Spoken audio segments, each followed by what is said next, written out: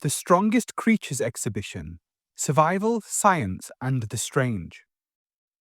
A reporter from the Daily ESL recently visited the Strongest Creatures exhibition at Nakagawa Aquatic Park in Tochigi Prefecture, Japan. What appeared to be a standard aquarium event quickly revealed itself as a carefully curated experience that blends biology, design, and wonder. Housed inside a distinctive glass-domed building and surrounded by peaceful water gardens, the aquarium offers more than just aquatic tanks. The entryway features detailed artwork, large wooden sculptures, and uniquely designed tickets. All of these contribute to a thoughtful, almost gallery-like atmosphere.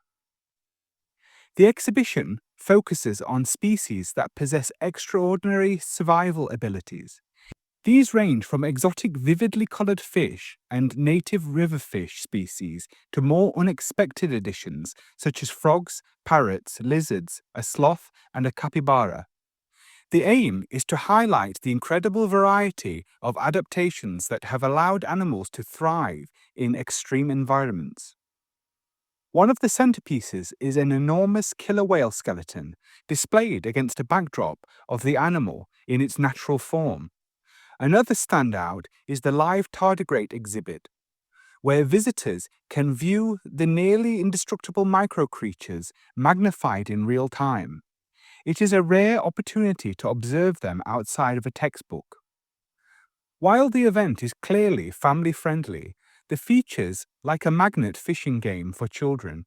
The overall tone remains calm and engaging for adults as well. Visitors of all ages seem to enjoy the variety and presentation.